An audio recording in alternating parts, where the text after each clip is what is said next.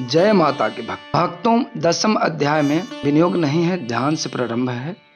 मैंने आपको पहले ही बताया, दुर्गा सप्तशती में पाठ में 3 जगह तक कहीं विनियोग है। प्रथम में विनियोग है, द्वितीय में विनियोग है और पंचम पाठ में विनियोग है।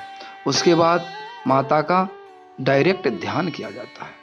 साक्षात माता का ध्यान कीजिए और पाठ प्रारंभ कीजिए। आइए तो पहले हम लोग हिंदी में इस पाठ का अर्थ समझ लेते हैं, उसके बाद हम लोग संस्कृत का पाठ प्रारंभ करेंगे। मैं मस्तक पर अर्धचंद्र धारण करने वाले शिव शक्ति स्वरूपा भगवती कामेश्वरी हृदय में चिंतन करता हूँ। वे तपाए हुए सुवर्ण के समान सुंदर हैं। सूर्य, चंद्रमा और अग्नि, यही 3 उनके नेत्र हैं तथा वे अपने मनोहर हाथों में धनुष, बाण, अंकुश, पाश और शूल धारण किए हुए हैं। ऋषि जी कहते हैं, राजन, अपने प्राणों के समान प्यारे भाई निशुंभ को मारा गया देख तथा सारी सेनाओं को संहार होता जान शुंभ ने कुपित होकर कहा, दुष्ट दुर्गे, तुम बल के अभिमान में आकर झूठ मूठ का घमंड न दिखा। तू बड़ी माननी बनी हुई है, किंतु दूसरी स्त्रियों के बल का सहारा लेकर लड़ती है। देवी बोली, ओ दुष्ट, मैं अकेली ही हूँ, इस संसार में मेरा सिवा दूसरा कौन है? देख, ये मेरी ही विभूतियां हैं, अतः मुझ में ही प्रवेश कर रही हैं। तदनंतर ब्राह्मणी आदि समस्त देवी अंबिका देवी के शरीर में लीन हो गईं। उस समय केवल अंबिका देवी ही रह गईं। देवी बोली, मैं अपनी ऐश्वर्य शक्ति से अनेक रूपों में यहाँ उपस्थित हुई हूँ। उन सब रूपों को मैं समेट लिया। अब अकेले युद्ध में खड़ी हूँ, तुम ही स्थिर हो जाओ। ऋषि जी कहते हैं, तदंतर देवी और शुंभ दोनों में सब देवताओं तथा दानवों के देखते देखते भयंकर युद्ध छिड़ गया। बाणों की वर्षा तथा तीखे शस्त्रों एवं दारुणों अस्त्रों प्रहार के कारण उन दोनों का युद्ध सब लोगों के लिए बड़ा भयानक प्रतीत होने लगा। उस समय अंबिका देवी ने जो सैकड़ों दिव्य अस्त्र छोड़े, उन्हें दैत्यराज शुंभ ने उनके निवारक अस्त्रों द्वारा काट डाला। इसी प्रकार शुंभ ने भी जो दिव्य अस्त्र चलाए, उन्हें परमेश्वरी ने भयंकर ओंकार शब्द के उच्चारण आदि का खिलवाड़ में ही नष्ट कर डाला। तब उस असुरों ने सैकड़ों बाणों से देवी को आच्छादित कर दिया। यह देखकर क्रोध में भरी हुई उन देवी ने भी बाण मारकर उसका धनुष काट डाला। धनुष कट जाने पर फिर दैत्यराज शक्ति हाथों में ली, किंतु देवी ने चक्र से उसके हाथों की शक्तियों को भी काट गिराया। तत्पश्चात दैत्य के स्वामी शुंभो ने 100 चांद वाले चमकती हुई ढाल और तलवार हाथों में ले उस समय देवी पर धावा किया।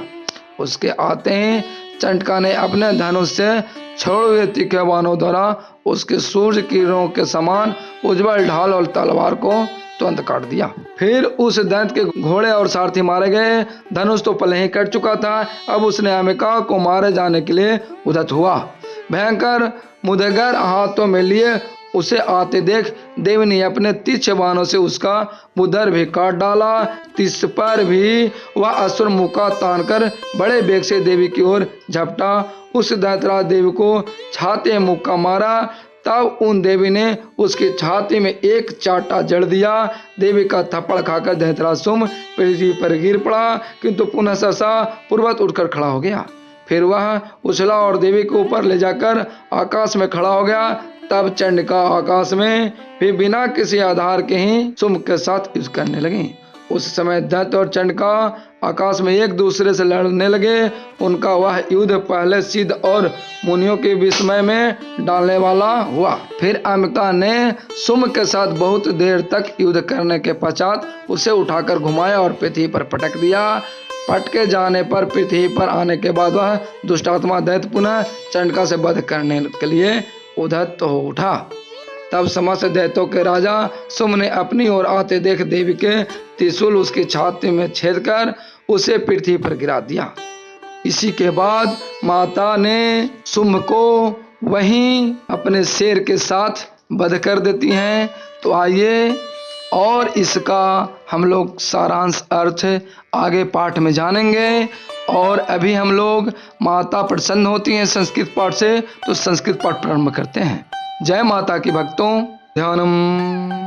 ओम उत्तरपते हेमरुषम रवींद्र बहनम नेत्राम धनुष योधास कुशास पांशूलम श्रमे भुजस्य दहति शिवशक्ति रूपाम कामेश्वर हृदय भजामे धिते त्वदूरेखम ऋषुवाच ऋषुमनिहतां दृष्टां वार्तापरान् समृतं हयामान बलं च व्यं सुम क्रुधो बलव्रीद्वच मनाबले तुष्टो तम दुर्गे गर्भमावहम् अनया सबलवासिता युधस्ते याति माननी ऋषुवाच एकवाहं जगतस्थं द्वितीयं च समावरा पश्यसा दुष्टदेतं विशन्ते मद्रुविहुत ततः समस्यां देवे ब्रह्माणि प्रमुखे लयं तस्मादवाश्चो जमून जगमूरे वैरासीत् तामिकं देवोवाच अहं विमुक्तं बहुभिः रूपेण दाचितं ततयं पतेयं ततिष्ठ्यां सिंहतो भव ऋषुवाच तदा प्रवृत्तयुधं देवासुमसजो भयो पश्चात् सर्वदेवानां सुरां च दारुणम् सर्वस्य शिरे शस्त्रैस्तास्त्रैश्च दारुणो ततो युधं युध्यः सबलोकं भयंकरं देवास्त्रयास्त्रामि सत्स्वमुचे शान्त्याम्बिकां भवचं तानि दत्तार्ध त्वप्रतितात् गृध्वी भोक्तानि चत्राणि दिव्यानि परमेश्वरी बड़स्य लीलयो विग्रह चचांचुसार्धानिभिः तदा सहस्रैर्भिः माता दत्तं सोऽसुरा सापि ततो कुपिता देवी धनुष चेदं सेनु चेसुभिः शिलेधनुषं दद्याष्टं सक्ष्मता दधे चितेदं देवी सकलेन तवास्तं करैः सदां तः खड्गमुदापादाय सदसदां च भानुपतम् धावतां देवी दैत्यानां दीपेश्वरं तत्सवदमेवां सुखण्डं श्रीदेव चण्डिकं दधुमुक्तसरेणवलयष्टं चाक्रकरालबलं हस्त्वा स तदा सिनन्दधात्वा विसारथि जग्रामुदग्रं घोरमद्रिवादिलद नोदता सिद्धद्रवान्तरस्याम् उदकरं निशीसतो सरो तथापि सोमया लास्तं मुष्टिमुष्टं वेगवान् समुष्टिर्वादयामासं हृदय दैत्यमुङ्गव देवासु चापि सा देवी लीले सर्वस्वादयात् तलप्रहारिभिहतो निपातमहितरे सदति राजसहसा पुनरेशयतोदितम् उद्वस्तं प्रग्रहाणो देवी गगनमार्थितम् तथापि सा निराधारं युधेते दण्डिकां योदितं ते तदा दत्ता शृम्बिकां च परमस्परं सक्रतु पार्थं श्रीमुनिर्विश्वाकारकं ततो योधं सुरितं कृत्वा तेमिकां स उत्पासं भ्रमणामासं चिचैवधरधिपते साचिप्ते धरणी प्राप्तं मुष्टि उदातं विगितम् अवधाप्तं तुष्ट्वा त्वां चण्डिका निधेन तजायां तमायातं ततो देवी सर्वदैत्यजनेश्वरम् जगत्वा बाधयामासं बिरदासुरेण भक्षते सकदासु पपातयोभ्या देवी शूलग्रहवीक्षत चालयन्तं सकलां पृथिवी सान्निध्यद्वीपं सर्वप्रदात् तथा प्रसन्नमखिलं हते तस्मै दुरात्मनि जगत्वास्त्वात् मतीवां निर्बलं धवन्तवनम् उत्पातमेघां शोल्यां हे प्रभां प्रगासंस्ते संयम्यतु सरितमार्गवाहेन तथा शस्त्रं पातिते ततो देवगणः सर्वे हर्षे भर्षमानसा बभूव मुनिः ते तस्मै गन्धवाललितं जगमु अवान्तरायस्तो नेत्रोस समातसोगना बभूव पुनः सयां वार्तां सुप्रश्नवो दिव्यवाकरम् जगमु तुलसीजात्यर्थः शान्त शान्त दिग्जनितस्त्वया दिगस्त निजस्त्वानः ओम सर्वा बाधा विरणमुक्तो धनदान सुतान्वितः मनुष्य तत्प्रसादेन भविष्य निसंशयम्। फिर अंबिका ने सुम के साथ बहुत देर तक युद्ध करने के पश्चात उसे उठाकर घुमाया और पृथ्वी पर पटक दिया। पटके जाने पर पृथ्वी पर आने के बाद वह दुष्टात्मा दैत्य पुनः अंबिका का वध करने के लिए उनकी ओर बड़े वेग से दौड़ा।